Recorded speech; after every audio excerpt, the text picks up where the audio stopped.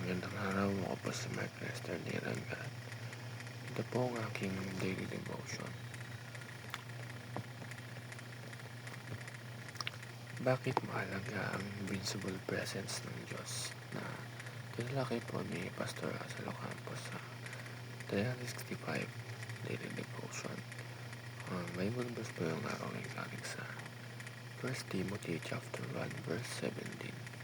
Sabi po ay, Now unto the King eternal, immortal, invincible, the only wise God, be honor and glory, forever and glory, and ever.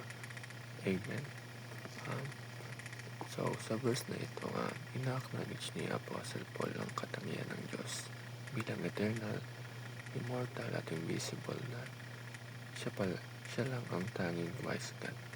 Sa verse pa lang na to, lamang-dama na agad kung yung bigat ng presensya ng Diyos kahit hindi siya literal na nakikita. Ang concept natin is invincibility.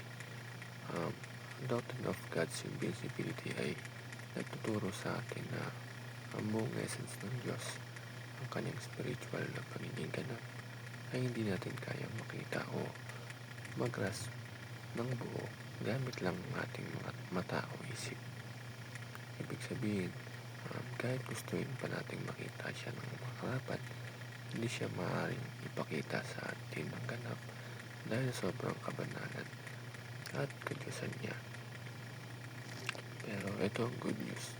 Bagamat invincible ng Diyos, He graciously reveals Himself sa atin through visible things tulad ng kalikasan, kanyang mga salita, at higit sa lahat sa pamamagitan ni Jesus Christ na siyang naging visible image ng invincible God. Ang first teaching is, God is invisible but present. Hindi siya visible sa physical na mata natin, pero hindi ibig sabihin wala siya.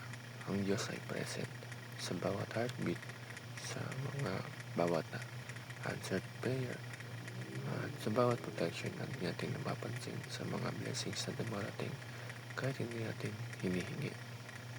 Ang second teaching is, God reveals Himself in Christ.